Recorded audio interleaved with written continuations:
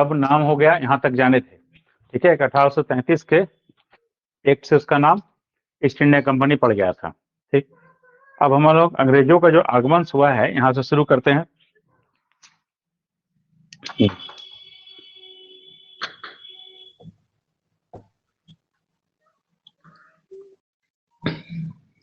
तो अंग्रेज का पहला अभियान हम लोग देखेंगे, ठीक ना, कि कंपनी के गठन के बाद अंग्रेजों का पहला अभियान कब हुआ। तो 1608 में सबसे पहले कैप्टन हॉकिंस, ठीक है, 1608 में कैप्टन हॉकिंस के नेतृत्व में अंग्रेजों का पहला अभियान आएगा।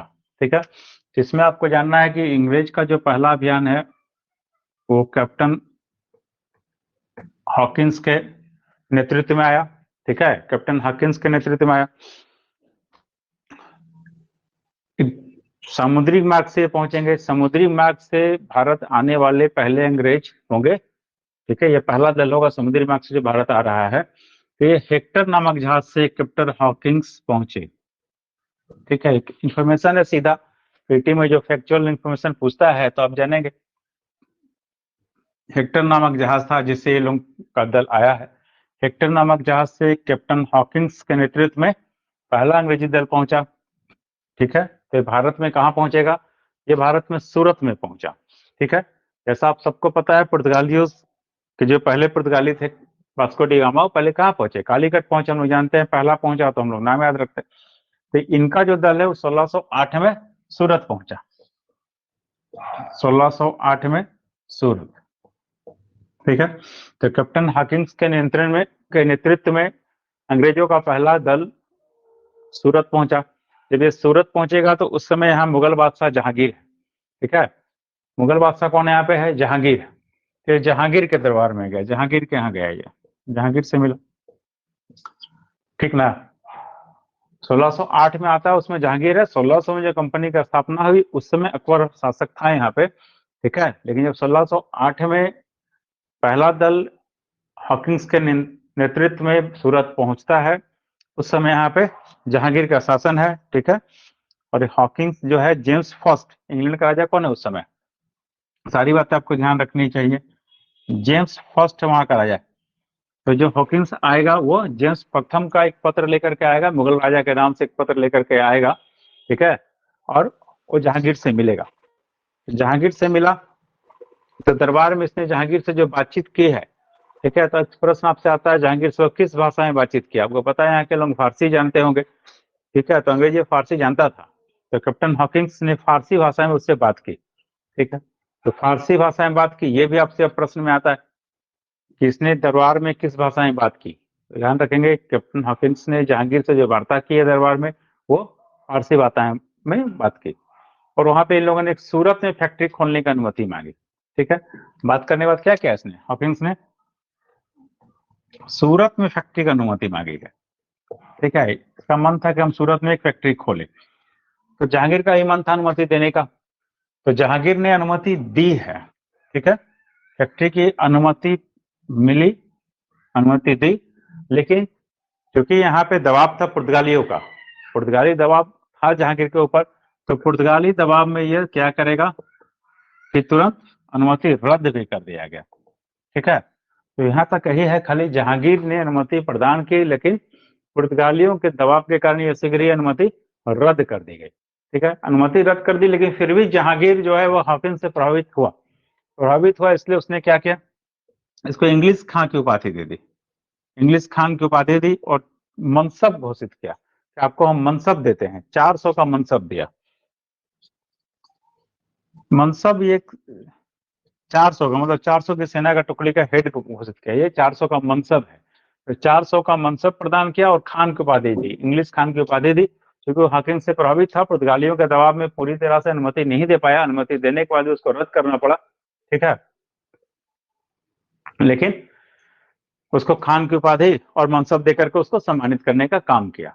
अगर हम लोग सूरत में फैक्ट्री खोलना माने भी, अगर जो अनुमति दी गई तो क्या था, एक तरह से अस्थायी तौर से रहा।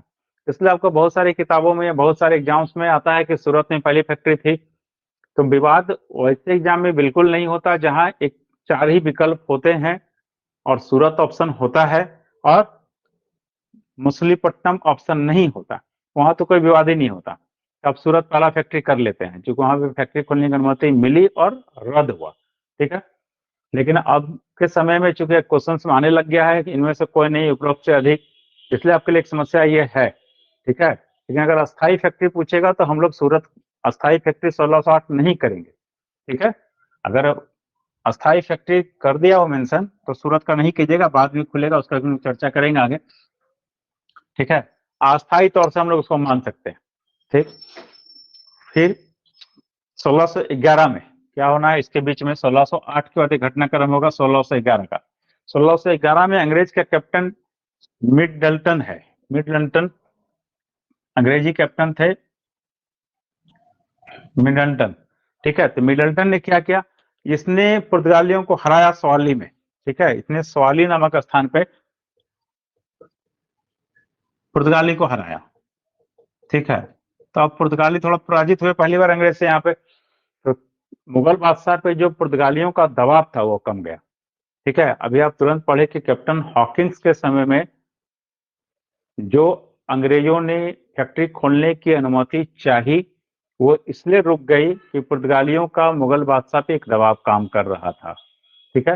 लेकिन 1611 में आकर के कैप्टन मिडल्टन ने क्या किया, सवाली में पुर्तगाली के जहाजी बेड़े को पराजित किया, फलता क्या, अंग्रेजों का दबदबा बना, ठीक है।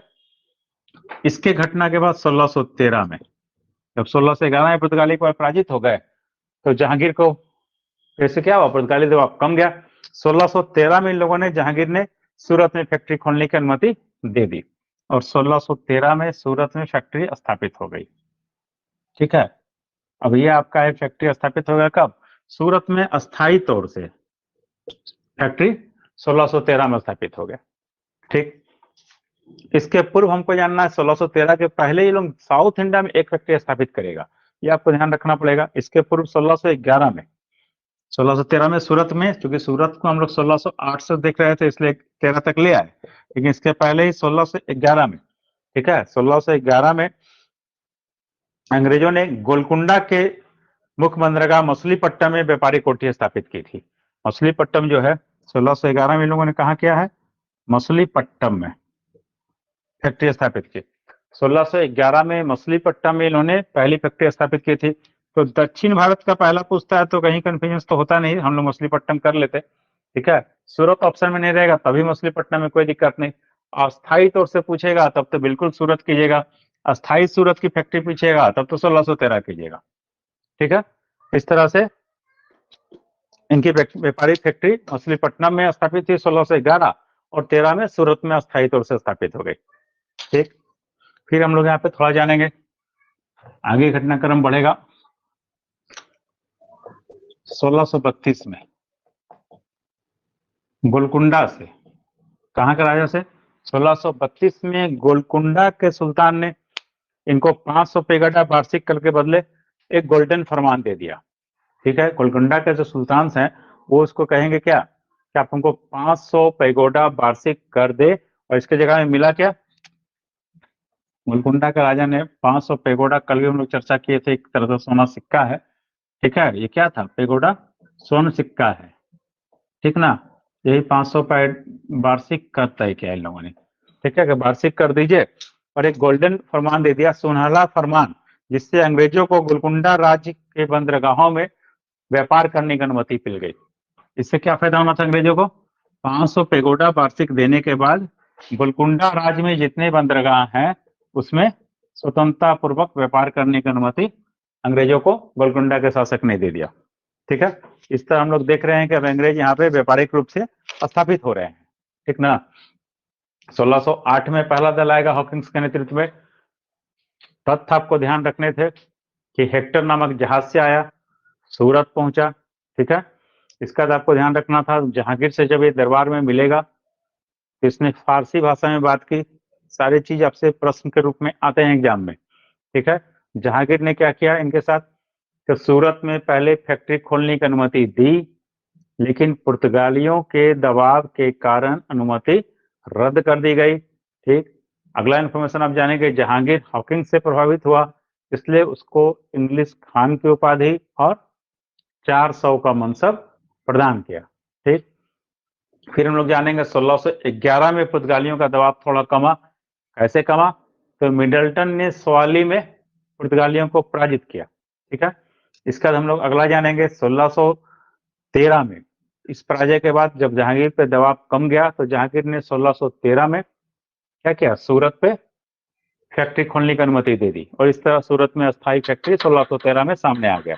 ठीक है, इसका हम लोग को जानना है कि 1611 में मछलीपट्टनम में क्या हुआ था। अंग्रेज एक फैक्ट्री खोले थे, कैसे? गोलकुंडा के राजा से परमिशन लेकर के। बाद में 1632 में हम लोग जानेंगे गोलकुंडा के सुल्तान ने क्या किया, इनको एक सुनहला फरमान दिया। उस फरमान में क्या है कि 500 पेगोडा वार्षिक कर के बदले गोलकुंडा के बंदरगाहों में अंग्रेज व्यापार कर सकते थे। ठीक है, यहाँ तक आप जान गए अंग्रेज पे। आगे जानेंगे फिर अब।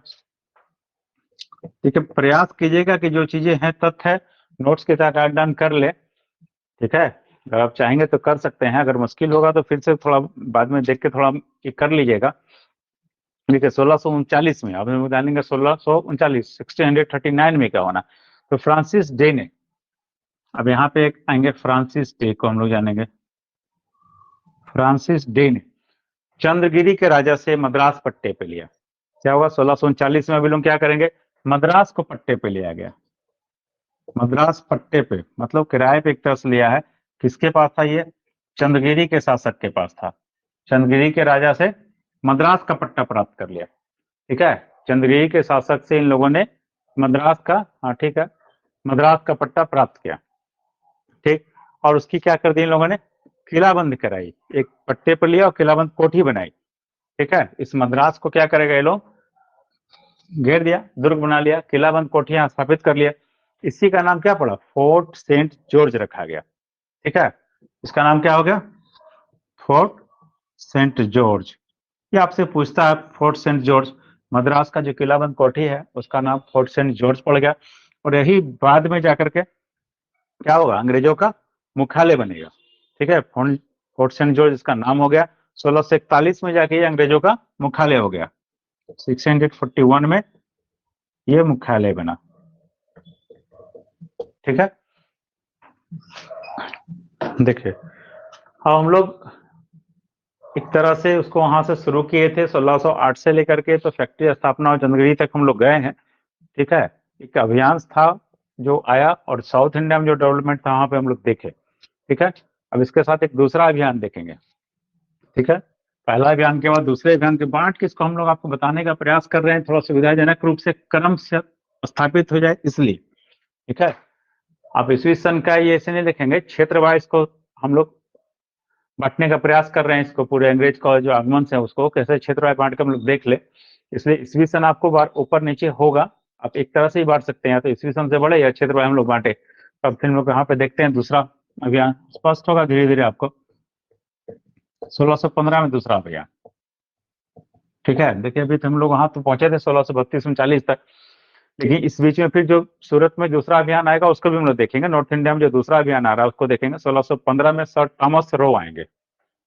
अब कौन आया यहाँ पे? Sir Thomas Roe. 1608 में आपका आया था पहला कैप्टन हॉकिंस। 1615 में सर थॉमस रो, ये सम्राट जेम्स प्रथम थे, जेम्स प्रथम के राजदूत के रूप में पहुंचा। ठीक है, अब थॉमस रो आएगा, ये भी जेम्स फर्स्ट के राजदूत के रूप में पहुंचा। कहाँ पहुंचेगा? अभी भी जहांगीर है। अभी कौन शासक है? जहांगीर शासक है। ठीक है, अभी जहांगीर शासक अभी तक है। ये पहुंचेंगे जहांगीर के दरबार में, और इसको क्या होगा? इसको मुगल बादशाह ने व्यापार करने और फैक्ट्री स्थापित करने की का अधिकार दे दिया। इसको मुगल बादशाह के द्वारा जितने मुगल के क्षेत्र हैं, इस संपूर्ण क्षेत्र में जेम्स प्रथम पहुंचा और जहांगीर के दरबार में गया और व्यापार की अनुमति मांगी। तो मुगलों के द्वारा अपने साम्राज्य में अब अंग्रेजों को व्यापार की अनुमति मिल गई। ये कैसी अनुमति है? अंग्रेजों को अनुमति कहाँ मिल गया? अब पूरे मुगल साम्राज्य में मिल गया। पहले हम लोग जान रहे थे कि सूरत में मांगा और सूरत में फैक्ट्री खोलने की अनुमति 1613 में हॉकिंस को मिला। ठीक है, ये 1615 का जो मेरा अभियान है, 1615 में सर थॉमस रो जब आएंगे उस समय जहांगीर जो इन लोगों को अनुमति देगा, वो अनुमति कैसा है? वो पूरे मुगल साम्राज्य में इनको अनुमति मिल गई, क्या वो पूरे मुगल साम्राज्य में कहीं भी अपनी फैक्ट्री स्थापित कर सकते हैं। तो स्वाभाविक क्या है, तेजी से इनका विकास होगा। जब पूरे मुगल साम्राज्य में अनुमति प्राप्त हो गई तो विकास होना है। तुरंत 1619 में इस अनुमति के बाद क्या हुआ, 1619 1615 इनको मिल गया। 1615 वाला अभियान में 1619 में एक साथ 2-3 स्थानों पर इन लोगों ने फैक्ट्री डाल दी। इसमें आप जानेंगे आगरा, अहमदाबाद, भड़ोच। भड़ोच आपका गुजरात में है, आगरा, अहमदाबाद, भड़ोच में इन लोगों ने फैक्ट्री स्थापित कर दी 1619 में आकर के। ठीक है, इसके बाद हम लोग को जानना है कि फैक्ट्री जो स्थापना हो रहा है, इसके साथ साथ हम लोग पुर्तगाली पढ़े हैं, आपको जानते हैं कि पुर्तगाली और अंग्रेज का भी बीच में संबंध स्थापित होगा। तो यहाँ पे अंग्रेज के साथ फिर से हम लोग देखेंगे कि कैसे चले उनके साथ संबंध। ठीक है, 1630 में एक मैड्रिड की संधि हुई, ठीक ना। जिस तरह से ये लोग अंदर जाकर के कभी कोई प्रश्न पूछता है, उसके अनुसार से इस सब चीजें आप जान सकते हैं। ये मैड्रिड की संधि थी किसके बीच, अंग्रेज पुर्तगाल है, ठीक ना। अंग्रेज पुर्तगाल के बीच में एक संधि होगी मैड्रिड की। कब हुआ, 1630 में हुआ मैड्रिड संधि, अंग्रेजों और पुर्तगाल के बीच में हुआ। इसमें इन लोगों ने क्या किया, इसमें इन लोगों ने एक संधि किया कि पूर्वी व्यापार में, जो पूरब के साथ व्यापार इनका चल रहा है, उसमें पुर्तगाल और अंग्रेज के बीच जो संघर्ष है उसको हम लोग अब नहीं आगे बढ़ाएंगे। पुर्तगाल अंग्रेज के बीच संघर्ष के अंत का निर्णय हुआ। ठीक है, मैड्रिड के संधि से पुर्तगालियों ने और अंग्रेजों ने पूर्वी देशों के साथ जो व्यापार है उसमें संघर्ष नहीं करने का निर्णय किया कि हम उसमें संघर्ष का अंत करते हैं, मतलब मिलकर दोनों अपना अपना व्यापार कीजिए। ठीक है, नहीं संघर्ष करने का इन लोगों ने एक संधि किया मैड्रिड में। ठीक है, फिर आगे बात बढ़ी 1634 में, किस तरह से इन लोगों का संबंध अच्छा चल रहा है अभी। 1634 में सूरत में कौन है, अंग्रेज होंगे। आपको पता है सूरत में अंग्रेज कोठी स्थापित हुई थी, तो अंग्रेज कोठी का अध्यक्ष 1634 में अंग्रेज कोठी के अध्यक्ष, और उधर से गोवा के पुर्तगाली वायसराय। पुर्तगाली लोग कहाँ पे है, गोवा में है, तो गोवा में जो इसका वायसराय होगा इसके बीच फिर एक संधि हुई 1634 में। पहला संधि लोग क्या 1630 में मैड्रिड संधि में, जिसमें बोला कि पूर्वी देशों में हम लोग लड़ेंगे नहीं। ठीक, फिर 1634 में सूरत के अंग्रेज अफसर मतलब अंग्रेज कोठी के अध्यक्ष ने और गोवा के वायसराय ने एक से संधि फिर से किया। इसमें इन लोगों ने क्या एक समझौता कर लिया कि भारतीय व्यापार में अंग्रेजों और पुर्तगालियों को जो व्यापारिक सहयोग है उसको सुरक्षा प्रदान करेंगे। मतलब अंग्रेज और पुर्तगाली एक दूसरे के व्यापारिक सहयोग को सुरक्षा प्रदान करेंगे। ये फिर ये बता क्या रहा है कि अंग्रेज और पुर्तगालियों के संबंध दिन प्रतिदिन अभी अच्छे चल रहे थे। ठीक, आगे 1661 में, कम से कम 1661 जानेंगे, ये आप पढ़े होंगे बहुत बार, एक महत्वपूर्ण पड़ाव है। 1661 में क्या होना है, इंग्लैंड के राजा हैं चार्ल्स द्वितीय, उनका विवाह हो जाएगा किससे, पुर्तगाली राजकुमारी कैथरीन के साथ। 1661 में चार्ल्स सेकंड इंग्लैंड के शासक हैं, इसका विवाह हुआ पुर्तगाल की राजकुमारी कैथरीन के साथ। ठीक है, ये कहाँ की राजकुमारी है, पुर्तगाली है, पुर्तगाली राजकुमारी कैथरीन के साथ इसका विवाह हुआ। इस विवाह में आप लोग ये जानते होंगे इनको विवाह के फलस्वरूप एक शहरी दहेज में मिल गया। पुर्तगालियों ने दहेज में क्या दे दिया इन लोगों को, पुर्तगालियों ने इन्हें बॉम्बे दहेज में दे दिया। ठीक है, तो बॉम्बे का जो द्वीप है इस विवाह के फलस्वरूप पुर्तगाली कैथरीन राजकुमारी और चार्ल्स द्वितीय के विवाह के फलस्वरूप, ठीक है, बॉम्बे का जो द्वीप है, ठीक है, वो इनको दहेज में मिल गया। तो इस तरह से अब बॉम्बे पर अधिकार अंग्रेजों का हो गया। चार्ल्स द्वितीय क्या करते हैं बॉम्बे का, चार्ल्स द्वितीय ने बॉम्बे का क्या किया, किसी को पता है तो बताइए। चार्ल्स द्वितीय ने बॉम्बे का क्या किया, बॉम्बे तो उसको मिल गया दहेज में, चार्ल्स द्वितीय को बॉम्बे क्या हुआ, दहेज में प्राप्त हो गया।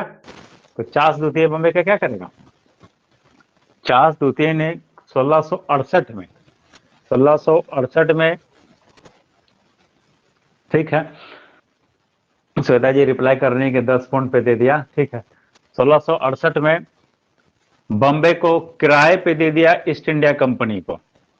ठीक है, ठीक, 1668 में क्या किया, इसको कंपनी को दे दिया किराए पे, रेंट पे लगा दिया। कि 10 पाउंड वार्षिक दीजिए और बॉम्बे आपका। तो 1668 में ईस्ट इंडिया कंपनी को बॉम्बे 10 पाउंड वार्षिक किराए के बदले में प्राप्त हो गया। ठीक है, 1668 तक में बॉम्बे इनको मिल गया। ठीक, अभी देखिए एक तरह से मानिए कि आप इस इलाके में, मतलब सूरत में, महाराष्ट्र में, और हम लोग देख रहे थे दक्षिण भारत में, यहाँ अंग्रेजों की गतिविधियों को हम लोगों ने देखने का भी प्रयास किया। लेकिन इसके साथ साथ इनकी गतिविधियां पूर्व में, मतलब बंगाल, उड़ीसा, बिहार के क्षेत्र में भी चल रही हैं। हम लोग अब उसको देखेंगे। ये आपसे हम बोले कि क्षेत्रवार हम बांट के देखते हैं तो ईयर का क्रोनोलॉजी टूटेगा, लेकिन क्षेत्रवार आपके पास एक नोट्स होगा। हम लोग देखेंगे 1630 से, ये लोग 1608 में सूरत आया था, 1613 में पहली फैक्ट्री डाला वहां पे सूरत में, 1611 में मछलीपट्टनम में लोगों ने फैक्ट्री स्थापित की। फिर आप देख रहे हैं कि इन लोगों ने मद्रास में सेंट जॉर्ज बना दिया। ठीक है, इस तरह वहां डेवलपमेंट आप देख लिया। 1615 में इनको मिल गया पूरे मुगल भारत में फैक्ट्री स्थापित करने का अधिकार। फिर आप देखें उसके कारण से गुजरात के भड़ोच में, यूपी में इन लोगों ने फैक्ट्रियां स्थापित की। हम लोग 1630 के बाद ये उत्तर पूर्व की ओर बढ़ेंगे, 1630 के बाद ये बंगाल, बिहार की ओर आएंगे। ठीक है, उत्तर पूर्व की ओर इन लोगों ने अपनी गतिविधियां बढ़ाई। क्या देखेंगे हम लोग 1633 में, सबसे पहले इन लोगों ने 1633 में हरिहरपुर और बालासोर, ये दोनों कहाँ है, दोनों उड़ीसा। हरिहरपुर और बालासोर कहाँ है, तो उड़ीसा। ठीक है, तो हरिहरपुर और बालासोर में इन लोगों ने अपनी व्यापारिक कोठी खोली। ठीक है, हरिहरपुर में और बालासोर में 1633 में व्यापारिक कोठी खोली गई। इस तरह फिर आगे बढ़ेंगे तो 1651 में, हमने आपसे कहा था कि बंगाल में पूछता है, तो 1651 में बंगाल में कहाँ खोला, हुगली में खोला। 1651 बंगाल के हुगली में फैक्ट्री खोली गई।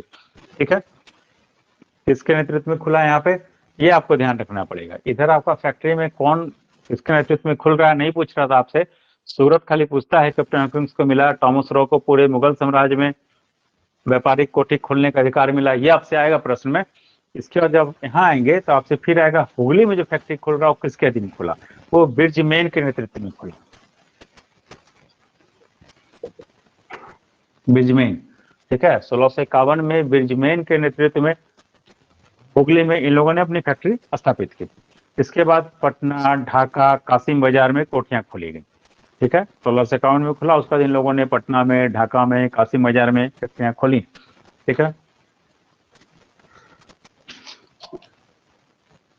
जब इतनी फैक्ट्रियां खुलने लगी तो 1658 में, ये आपको एक ध्यान रखना पड़ेगा तथ्य जो है, 1658 में बंगाल, बिहार, उड़ीसा, ठीक है, और कोरोमंडल तट पे जो भी इनकी बस्तियां थी, 1658 में इन लोगों ने क्या किया, बंगाल की बस्ती, बिहार की, उड़ीसा की और कोरोमंडल तट के पास इनकी जो ही बस्तियां थी उसको फोर्ट सेंट जॉर्ज के अधीन कर दिया।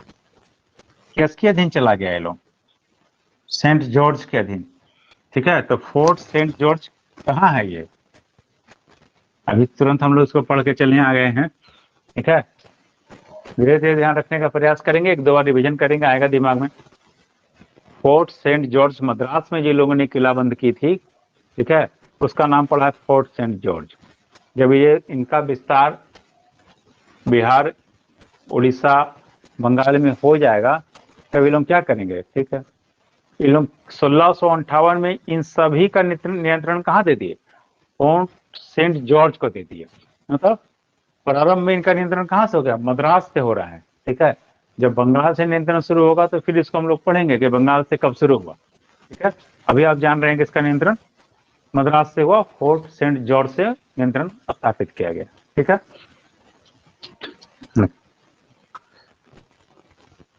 जो लोग पहले से पढ़ रहे हैं उनके दिमाग में जाना चाहिए कि बिहार में कब इनका नियंत्रण बंगाल कब आ गया। अभी आप मद्रास के अधीन है, बंगाल, बिहार, उड़ीसा अभी कहाँ से रूल हो रहा है, अभी ये लोग मद्रास से हैंडल कर रहे हैं। ठीक है, 1688 में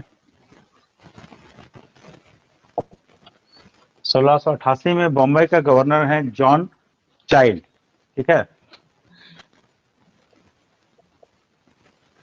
जॉन चाइल्ड 1688, बॉम्बे के गवर्नर जॉर्ज चाइल्ड ने बॉम्बे और पश्चिमी जो समुद्री तट है, बॉम्बे के इलाका और साथ साथ पश्चिमी समुद्री तट के इलाका में मुगल बंदरगाहों का घेरा डाला। इसने क्या किया, जॉन चाइल्ड ने 1688 में बॉम्बे और पश्चिमी समुद्री तट के आसपास जो समुद्री इलाके थे उसके उसने घेराबंदी कर ली। ठीक है, जो मुगल के व्यापारिक बंदरगाह थे उसका घेराबंदी कर लिया, और साथ साथ जो यात्री मक्का जाने वाले थे, ठीक है, जो मक्का जाते हैं जो मुस्लिम हज के लिए, उसको बंदी बनाने का प्रयास किया। मतलब अब इस बार क्या हुआ, इन लोगों ने सीधा मुगल को एक तरह से चुनौती दी। मुगल में के बॉम्बे के जो गवर्नर जॉन चाइल्ड है, इसने 1688 में क्या गलती किया, एक कि बॉम्बे में और पश्चिमी समुद्र तट के आसपास जो मुगल बंदरगाह है उसको घेर लिया। ठीक है, अब इस पर भी हम लोग कब्जा स्थापित करेंगे। और दूसरा क्या काम किया, जो यात्री मक्का जाने वाले थे उनको बंदी बनाने का प्रयास किया, उनके जहाजों को भी घेरने का प्रयास किया। जब ये प्रयास होगा तो औरंगजेब ने उन पर आक्रमण किया। ठीक है, 1688 में जॉन चाइल्ड ने मुगल बंदरगाहों का घेरा डाला। यह मुगल बादशाह के लिए खुला चुनौती हो गया, तो औरंगजेब से सामना हुआ। औरंगजेब इसमें राजा है, औरंगजेब का आक्रमण हुआ अंग्रेजों के ऊपर, पर अंग्रेज हार जाएंगे। ठीक है, अंग्रेज क्या हो गए, हार गए, अंग्रेज हारे। देखिए, हम पहले भी आपसे कभी चर्चा करते हैं तो बताते हैं कि प्राचीन काल में और मध्यकाल में बहुत बार ऐसा हुआ कि विदेशी आपके यहाँ आए, ठीक है, शासन स्थापित करने का प्रयास किए, हारे, लेकिन क्या किया उन लोगों ने कि माफी मांगा और चले गए, फिर से शक्ति स्टोर किए, फिर से कब्जा कर लिए। ठीक है, या हारे या हारने लगे तो भागे और फिर से शक्ति स्टोर करके लड़े और वापस विजय प्राप्त किए। ठीक है, तो एक तरह से इन लोगों ने दूरदर्शिता का परिचय दिया है, कभी भी एक बार पराजय से हार नहीं माने। जैसे यहाँ पे आपका जॉन चाइल्ड पराजित हो गया औरंगजेब से, ठीक है, और उसका बाद औरंगजेब से ये माफी मांग लेगा, औरंगजेब ने इसको आराम से माफ कर दिया, फिर से अंग्रेज यहाँ बने रह गए। ठीक है, अंग्रेजेब ने इसको माफ किया और हर जाने के तौर पे केवल 1.5 लाख रुपए ले लिया बस। ठीक है, 1.5 लाख, 1.5 लाख रुपया हर जाने के तौर पे लिया गया।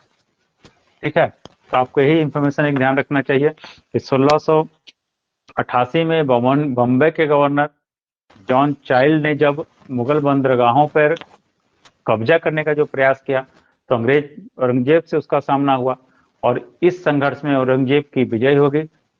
ठीक है, लेकिन जॉन चाइल्ड क्या करेगा, औरंगजेब के साथ माफी मांगने का काम किया और 1.5 लाख रुपया हरियाणा में देना स्वीकार कर लिया। ठीक है, इस घटनाक्रम के बाद क्या होना है, ये लोग उसको अंग्रेज पे छोड़ देगा कि ठीक है आप व्यापार कीजिए, यहाँ पे अंग्रेज बने रह गए आपके यहाँ। ठीक, देखिए हम लोग अंग्रेज को यहीं तक देखेंगे। अभी हमने इस सिलेबस को अपने हिसाब से एक ड्राफ्ट किया है कि किस तरह से हम इसको आगे लेकर के चले। अंग्रेज को यहाँ पे रोकेंगे तो आपको पता है कि बार बार आपसे चर्चा कर रहे हैं कि यहाँ पे अंग्रेज ही एकमात्र कंपनी बचेगी। ठीक है, यूरोपियों में अंग्रेज ही को ही बचना है, और अंग्रेज का भारत विजय के साथ ही आपको नेशनल मूवमेंट चाहे आधुनिक भारत का इतिहास आगे बढ़ेगा। ठीक, तो यहाँ पे बीच में अब फ्रांसीसी कंपनी को हम लोग रोक करके देखेंगे। ठीक है, उसके बाद चूंकि बंगाल में अंग्रेज, हम बंगाल में अंग्रेज से बचे हुए हैं। ठीक है, अभी आपको बंगाल में अंग्रेज कैसे कैसे स्थापित होंगे, कैसे भारत में सत्ता स्थापित करेंगे, ये एक महत्वपूर्ण चैप्टर होगा जहां से हमको आगे बढ़ना है, उसको रोके हैं। यहाँ पे फ्रांसीसी को साथ में लाएंगे, क्योंकि फ्रांसीसी को अगर यहाँ पे साथ में देख लेंगे तो यूरोपीय कंपनियों का जो आगमन चैप्टर वो आपका समाप्त हो जाएगा। ठीक है, फ्रांसीसी समाप्त मतलब ये चैप्टर समाप्त होगा। उसके बाद से अंग्रेज और भारत, मतलब अंग्रेज और मुगल, अंग्रेज और सिख, ये हम लोग का चलेगा। ठीक है, इसलिए यहाँ पर रोक करके हम लोग अब फ्रांसीसी को देखेंगे। ठीक,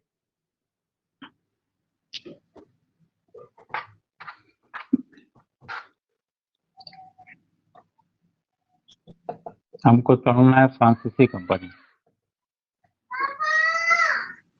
फ्रांसीसी कंपनी अब आपको देखना है। ठीक है, देखिए कुछ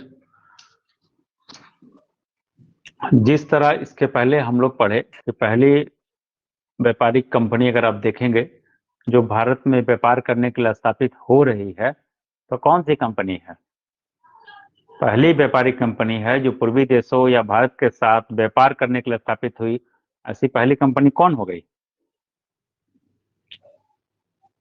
देखिए पहले लोग हमारे यहाँ सबसे पहले पुर्तगालीज आ गए। ठीक है, तो पुर्तगाल वाले आए, उसके बाद कंपनी स्थापना में जैसे हम लोग आते हैं तो कंपनी दूसरी कौन स्थापित है, ईस्ट इंडिया कंपनी। पुर्तगालीज के बाद कौन कंपनी स्थापित हुआ? कंपनी की स्थापना से बताइए।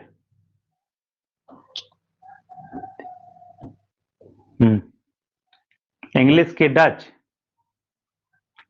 ठीक है, कंपनी स्थापना से हम पूछे तो आपका इंग्लिश हो गया, क्योंकि इंग्लिश कंपनी आपको पता है 1600 में स्थापित हो गई। डच कब स्थापित हुआ? तो 1602 में हो गया। ठीक है, स्थापना के दृष्टिकोण से हम लोग जैसे देखेंगे तो डच 1602 में है। ठीक है, उसके बाद डेनमार्क वाली कंपनी स्थापित हुई, ठीक ना, और डेनमार्क के बाद हम लोग को भारत में अब फ्रांसीसी कंपनी पढ़नी है। डेन के बाद एक स्वीडिश कंपनी आपको हम बताए हैं, लेकिन स्वीडिश कंपनी के बारे में आप सबको पता है कि वो भारत के साथ व्यापार नहीं करेगी। स्वीडिश कंपनी किसके साथ व्यापार करेगी? स्वीडिश कंपनी का व्यापार किस देश के साथ चला? स्वीडिश ईस्ट इंडिया कंपनी की स्थापना हुई, स्वीडिश ईस्ट इंडिया कंपनी ने चीन के साथ व्यापार किया। सही है, ठीक है। चलिए, इतने से लगा कि आप लोग भी कुछ देख समझ रहे हैं, ठीक ना। अब हम लोग फिर से फ्रांसीसी शुरू करें। अब फ्रांसीसी कंपनी जानना, तो फ्रांसीसी कंपनी की स्थापना 1664 में हुई। इसका स्थापना वर्ष क्या है? स्थापना वर्ष 1664। इसमें यहाँ का राजा कौन था? लुई 14। लुई 14वां यहाँ का राजा है, ठीक है। लुई 14वां, या इसको में लिख दिया लुई 14वां, ठीक है। लुई क्या है? फ्रांस के राजाओं की उपाधि थी, ठीक ना। तो लुई 14, लुई 14वां इस समय फ्रांस का शासक था। उसके एक मंत्री है कोलबर्ट, ठीक है। उसके मंत्री कोलबर्ट ने क्या किया? इसके प्रयास से 1664 में सम्राट के शासक के मंत्री कोलबर्ट के प्रयास से एक सरकारी कंपनी स्थापित हुई, ठीक है। इसका नाम रखा गया कंपनी द इंड ओरिएंटल। कंपनी द इंड ओरिएंटल के नाम से एक कंपनी स्थापित हुई, कंपनी द इंड ओरिएंटल, ठीक ना। कंपनी द इंड ओरिएंटल के नाम से एक कंपनी स्थापित की फ्रांसीसियों ने। कौन स्थापित कर रहा है? इसके मंत्री स्थापित कर रहे हैं, ठीक है। राजा कौन है? लुई 14वां है। स्थापना वर्ष 1664 है।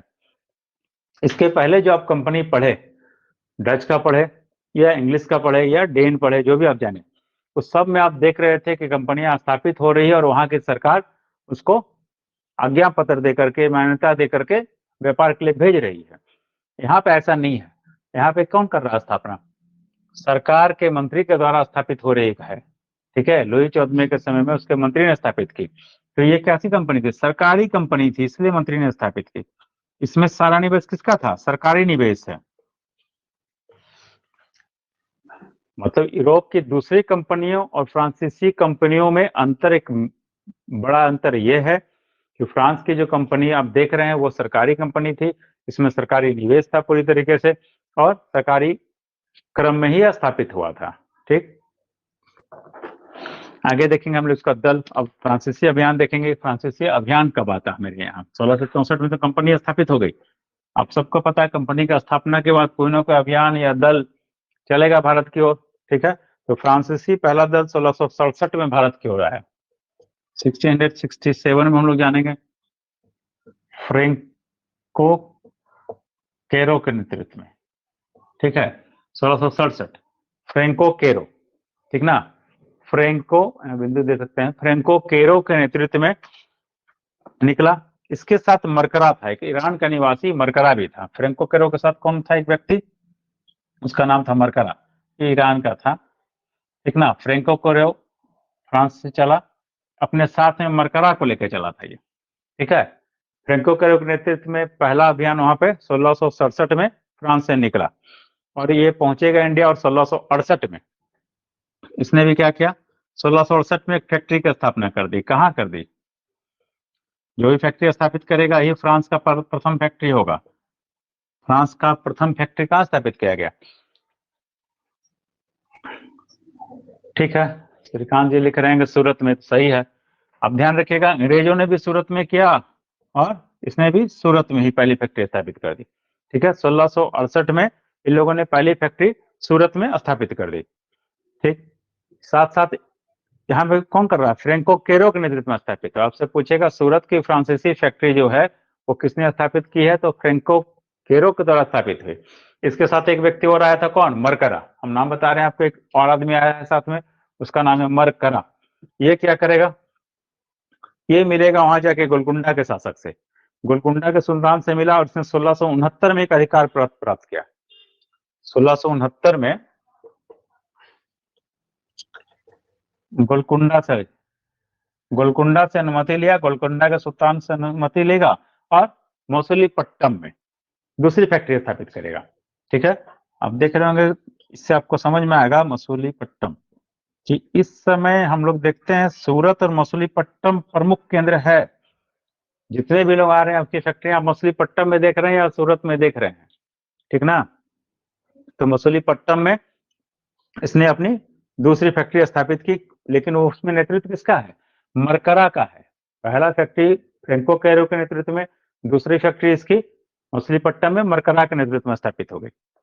ठीक है, आगे चल करके हम लोग फिर देखेंगे, फ्रांसीसी को देख रहे हैं अभी। तो 1673 में एक महत्वपूर्ण वर्ष ये भी होगा 1673, ये भी आप ध्यान रखेंगे। 1673 में फ्रेंको मार्टिन आया। ठीक है, कंपनी का निदेशक बन करके फ्रेंको मार्टिन। ठीक है, फ्रेंको मार्टिन कंपनी के निदेशक के रूप में फ्रेंको मार्टिन आएगा। इसने क्या किया, बलिकोंडापुरम के सुबेदार से, स्टेट है बलिकोंडापुरम, बलिकोंडापुरम एक सुबेदार है, क्या नाम है, बलिकोंडापुरम।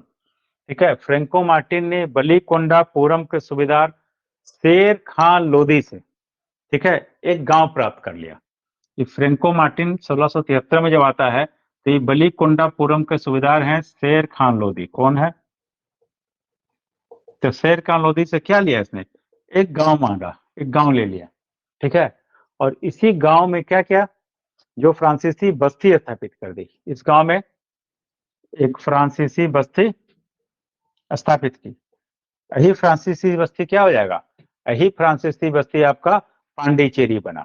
ठीक है, आपको ये जानना है कि पांडिचेरी किसके अनुमति से स्थापित हो गया, किसके क्षेत्र में था, बलिकोंडापुरम के सुबेदार से अनुमति लेकर के फ्रांसीसियों ने पांडिचेरी की स्थापना कर दी। ठीक है, इससे एक गांव लिया, वहां फ्रांसीसी बस्ती बसाई और इस तरह से वहां पांडिचेरी, इसका नाम पांडिचेरी पड़ा और पांडिचेरी की स्थापना हो गई। ठीक, पांडिचेरी की स्थापना 1673 में, आपको पता है फ्रेंको मार्टिन आया था, कंपनी के निदेशक के रूप में आए। इसी फ्रेंको मार्टिन को पांडिचेरी का हेड 1674 में बना दिया गया। स्थापना हुई पांडिचेरी में और फ्रेंको मार्टिन को बोला गया ठीक है आप पांडिचेरी के मुख्य बन जाइए, और वहां का ये एक तरह से मुख्य व्यक्ति बन गया। मुख्य व्यक्ति मतलब वहां का गवर्नर के रूप में स्थापित हुआ फ्रेंको मार्टिन। ठीक, आगे हम लोग देखेंगे इसमें 1674 में बंगाल के सूबेदार शाइस्ता खां से, जैसे वहां पे इन लोगों ने बलिकोंडापुरम के सूबेदार से लिया था, उसी तरह बंगाल के सूबेदार से ही मांगा। बंगाल में सूबेदार था शाइस्ता खां। कुछ नाम से आपको ध्यान रखने पड़ेंगे इस पीरियड में। ठीक है, इसके बाद थोड़ा नाम का झमेला कम जाता है। ठीक है, बंगाल के सूबेदार शाइस्ता खां से इन लोगों ने एक स्थान लिया। ठीक है, जैसे वहां पे एक गांव लिया था उसी तरह एक स्थान इन लोगों ने प्राप्त कर लिया 1674 में। बंगाल का सूबेदार किससे, शाइस्ता खां से। और उसी स्थान पे क्या करेगा ये लोग, चंद्रनगर की स्थापना कर देगा। चंद्रनगर की स्थापना की इन लोगों के द्वारा दो शहर का स्थापना हो रहा है। एक हुआ आपका पांडिचेरी। ठीक है, पांडिचेरी आप जान गए कि 1673 में इन लोगों ने पांडिचेरी बना दिया। ठीक, उसी तरह ये लोग 1674 में बंगाल के सूबेदार शाइस्ता खां से एक स्थान लेगा, एक जगह लिया और क्या किया, एक नया शहर बसाया चंद्रनगर। लेकिन ये बसाएगा 90-92 में। चंद्रनगर का स्थापना कब हुई, 1690-92 में। स्थान किसको मिल गया था 1674 में। ठीक है, लेकिन उस समय ये स्थापित नहीं करेगा चंद्रनगर को। 74 में मिला जरूर, वो एक स्थान रहा उसके पास, और चंद्रनगर बस्ती के रूप में, मतलब शहर के रूप में इन लोगों ने 90-92 में स्थापित कर दिया। ठीक है, और चंदनगर की कोठी बना दी। चंदनगर में क्या किया लोगों ने, कोठी वहां बना ली। इसका हम लोग देखेंगे फ्रांसीसियों का विकास। अब यहाँ तक आप देखें कहाँ तक पहुंच गए लोग। बंगाल में चंद्रनगर स्थापित कर दिया, वहां पांडिचेरी में स्थापित किया, सूरत में फैक्ट्री स्थापित किया, मछलीपट्टनम में स्थापित किया। ठीक है, इस तरह हम देख रहे हैं फ्रांसीसी का भी विस्तार तेजी से हो रहा था। इसी साथ साथ हम लोग देखेंगे इन लोगों ने 1721 में मॉरिशस, और भी फ्रांसीसी आगे आएंगे। 1721 में लोग मॉरिशस में भी स्थापित होगा। 1721 में मॉरिशस में स्थापित हुआ। 1725 में मालाबार में, मालाबार तट पे क्या माही नामक स्थान में इनका अधिकार होगा। और 1739 में कारेकल में। 1725 में माही, ये माही महत्वपूर्ण है, बाद में कारण भी बनेगा युद्ध का ये। 1725 में माही और 1739 में कारिकल, कारिकल पे इन लोगों का अधिकार हो गया। ठीक है, इससे हम देख रहे हैं फ्रांसीसी बस्ती का विकास भी अंग्रेजों की तरह यहाँ पे एक और तेजी से हो रहा था। ठीक ना, और अब ठीक है, यहाँ तक भी हम लोग जानेंगे इसको। इस तरह से यहाँ पे फ्रांसीसी लोग भी स्थापित हुए। ठीक, पांडिचेरी जो इन लोगों ने स्थापित किया है, ठीक है, तो इसके जो उसके इलाके के जितने फ्रांसीसी बस्ती होंगी उस सबका हेडक्वार्टर पांडिचेरी बनेगा। मतलब पूर्व के दिशा में जो भी फ्रांसीसी बस्तियां रही उसका हेडक्वार्टर इन लोगों ने पांडिचेरी को बाद में बना लिया था। ठीक, यहाँ तक हम लोग देखेंगे फ्रांसीसी तेजी से भारत में बढ़ रहे हैं। ठीक, आपको पता है कि जब कैसे तेजी से बढ़ेंगे तो क्या होगा। दूसरी ओर कौन बढ़ रहे थे, अंग्रेज बढ़ रहे हैं। आप देख चुके हैं 1759 के युद्ध बेदरा में हुआ और डच हार गए हैं, पुर्तगीज भी यहाँ से चले गए हैं, पुर्तगीज का ही प्रभाव कम हो गया, सिर्फ गोवा के इलाके में रह गया है। ठीक है, अब फ्रांसीसी आके तेजी से बढ़ रहा है, तो निश्चित रूप से उनका कहाँ संघर्ष होना है। अब उनका संघर्ष होना था किनके साथ, अंग्रेजों के साथ होना था। ठीक है, तब अंग्रेजों के साथ उनका संघर्ष हुआ। अब हम लोग को अगला चीज यही पढ़ना है, अंग्रेजों से संघर्ष। इसको बड़ा ध्यान से पढ़ना पड़ेगा। ये जो आंग्ल फ्रांसीसी संघर्ष है इसको आप ध्यान से पढ़ेंगे। कितना समय है हम लोग के पास, ठीक, देखिए आंग्ल फ्रांसीसी संघर्ष के समय दो जो राज्य हैं हमारे वो संघर्ष के केंद्र बनेंगे, एक हैदराबाद, एक कर्नाटक। ठीक ना, आंग्ल फ्रांसीसी जो संघर्ष होना है वो दो स्थानों पे होना है, एक हैदराबाद में और एक कर्नाटक के कारण से होगा। ठीक, अब आप इसको समझिए, हैदराबाद में क्या स्थिति है जो अभी हम लोग पढ़ रहे हैं, अभी इसको आराम से पहले समझिए, कोई ये नहीं है। हैदराबाद के शासक को क्या कहा जाता है, अगर आप जानते होंगे तो निजाम। इसी तरह कर्नाटक के शासक क्या कहे जा रहे थे, हैदराबाद में लोग था निजाम और कर्नाटक में नवाब। ठीक है, क्या स्थिति है, हैदराबाद कैसा राज था, तो हैदराबाद पे आप जानिए मुगल नियंत्रण था। ठीक है, हैदराबाद किसके नीचे था, मुगलों के नीचे था। लेकिन निजाम जो है यहाँ का, हैदराबाद का निजाम जब निजामुल मुल्क आसफ जा हुआ, निजाम उल मुल्क आसफ जा इसका नाम है। क्या नाम था हैदराबाद के निजाम का, निजाम उल मुल्क आसफ जा। ठीक है, इसने क्या किया, ये अपने आप को अर्ध स्वतंत्र बोलिए या स्वतंत्र बनाने का प्रयास किया, अर्ध स्वतंत्र ये हो गया। ठीक है, इसकी स्थिति कैसी थी, अर्ध स्वतंत्र स्थिति थी, मतलब ये नाम मात्र का मुगलों का अधीन था। ठीक है, मानता था मुगल बादशाह को, लेकिन ये अपनी सत्ता चला रहा था, इसलिए हम लोग कहते हैं कि ये अर्ध स्वतंत्र स्थिति में था। ठीक है, कौन, हैदराबाद का शासक, मतलब निजाम उल मुल्क आसफ जा। ठीक, इधर हम लोग देखें कर्नाटक। अब कर्नाटक की क्या स्थिति थी, तो कर्नाटक जो मेरा राज्य है, ठीक है, ये निजाम के अंतर्गत आता था। इस पे किसका नियंत्रण था, इस हैदराबाद का था। ठीक है, मतलब इस निजाम का नियंत्रण था, कहाँ था, कर्नाटक के ऊपर था।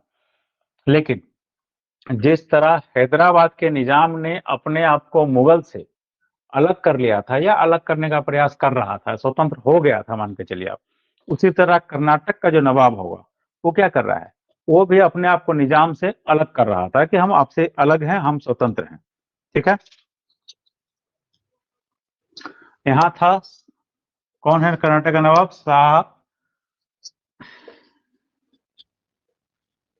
शहादत उल्ला खां। ठीक है, जिस तरह निजामुल मुल्क असफ जा था, उस तरह कर्नाटक में नवाब कौन है? शहादत उल्ला खां। ये था कर्नाटक का नवाब। ये अपने आप को स्वतंत्र कर रहा है, किससे? निजाम से। कैसे स्वतंत्र किया? इसने दोस्त अली को, ये कौन था? इसका भांजा था।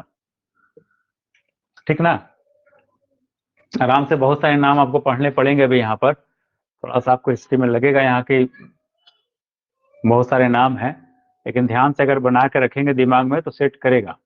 ठीक है ना, देखिए इसने क्या किया, दोस्त अली को अपना उत्तराधिकारी घोषित कर दिया। किसने? सआदत उल्ला खान ने। ये कौन था सआदत उल्ला खान? कर्नाटक का नवाब सआदत उल्ला खान ने अपने भांजे दोस्त अली को अपना उत्तराधिकारी घोषित किया। इसकी इसी घोषणा से स्पष्ट हुआ कि ये निजाम के नियंत्रण से बाहर हो रहा है, नहीं तो इसके बाद राजा कौन होगा ये कौन तय करता है? निजाम ही तय करता था, उसकी अनुमति लेता था ये यहाँ का नवाब। लेकिन इस बार सआदत उल्ला खान ने क्या किया, बिना अनुमति लिए हुए, बिना निजाम से पूछे हुए अपने भांजे दोस्त अली को अपना उत्तराधिकारी घोषित किया। बोला मेरे बाद यही उत्तराधिकारी होगा। मतलब इसको क्या किया, वंशानुगत बनाने का प्रयास किया। ठीक ना, वंशानुगत बनाने का प्रयास किया कर्नाटक की गद्दी को इन लोग, इसने, इससे क्या होना असर, निजाम के प्रभाव से बाहर निकला। ठीक है, आप देख रहे हैं कि यहाँ पे कन्फ्यूजन शुरू हो रहा है। निजाम मुगल से बाहर हो रहा है, कर्नाटक हैदराबाद से बाहर हो रहा है, ये दो चीजें सामने आ गई।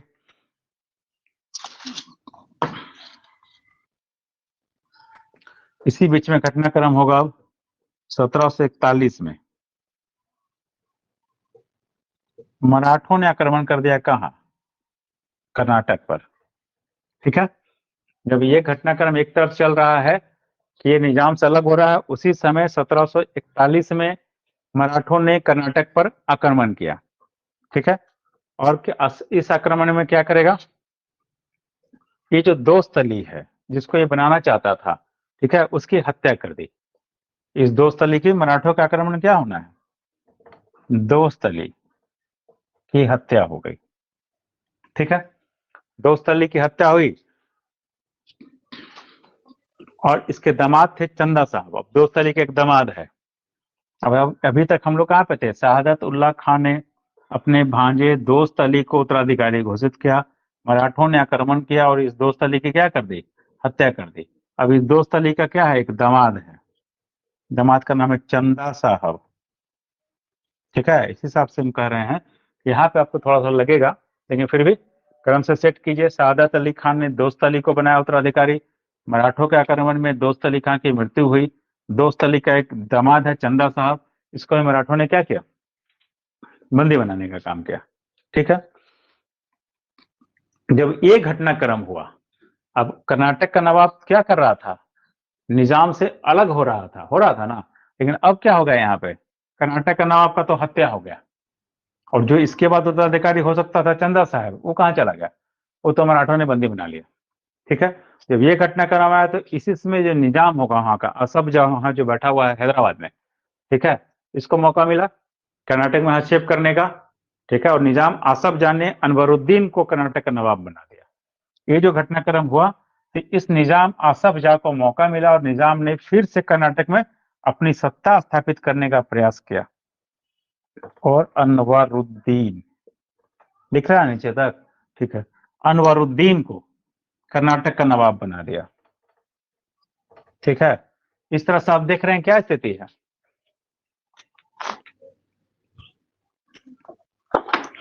यहां तक आप देख रहे हैं कि कर्नाटक की स्थिति और हैदराबाद की स्थिति आपस में अस्थिरता की है। ठीक है, अस्थिर माहौल हो गया पूरे साउथ में। एक तरफ ये अपने आप को अलग कर रहा था, कर्नाटक का लोग अलग कर रहा था।